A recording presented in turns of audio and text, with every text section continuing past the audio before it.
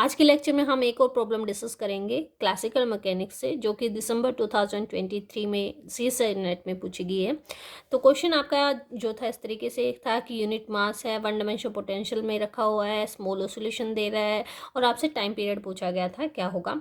तो इस सिचुएशन में हम मान के चले, अगर हमारा जो इक्विलिब्रियम पॉइंट है वो x0 है, तो with the help of Taylor series आप इस पोटेंशियल को एक्सपेंड कर सकते हैं अबाउट दिस इक्विलिब्रियम पॉइंट, और वो एक्सपेंशन होगा v x naught plus x minus x naught curly v over curly x at x equal to x naught plus 1/2 factorial x minus x naught square curly square v over curly x square at x equal to x naught and so plus terms. ठीक है, okay, ये हमारा क्या हो गया, this is our reference point.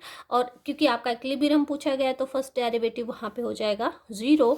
और अगर आप इसको कंपेयर करते हैं, this is some distance square, इसको कंपेयर करें हाफ के एक्स स्क्वेयर टाइप से, तो यहाँ पे जो के की वैल्यू होगी कांस्टेंट की, वो वैल्यू होगी करली square v over curly x square at equilibrium point. ठीक है, आपसे पूछा गया टाइम पीरियड, तो पहले देखते हैं फ्रिक्वेंसी जो होती है स्मॉल ऑसिलेशन वो किसके इक्वल होती है, स्प्रिंग कांस्टेंट के ओवर एम के इक्वल।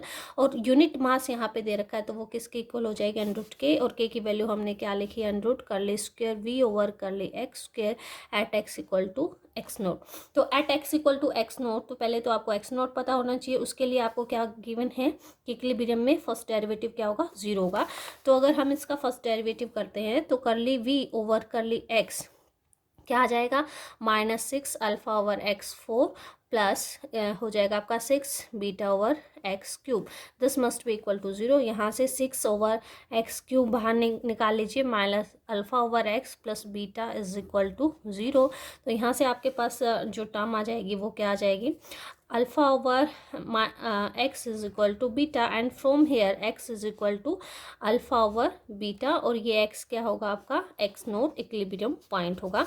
तो अब आपको करना है इसी टर्म का सेकंड डेरिवेटिव। तो फर्स्ट डेरिवेटिव ये है, सेकंड डेरिवेटिव क्योंकि आपको के निकालना है, के निकालने के लिए आपके पास उसका सेकंड डेरिवेटिव होना चाहिए। तो करली square v over curly x square क्या आ जाएगा, इस टर्म का डेरिवेटिव करेंगे तो -4 और आगे आ जाएगा 24 अल्फा ओवर x5, यहाँ आ जाएगा -18 बीटा ओवर x4। ठीक है, तो इस टर्म में से आप निकाल सकते हैं 6 ओवर x4 को बाहर, और अंदर बच जाएगा 4 अल्फा ओवर x -3 बीटा।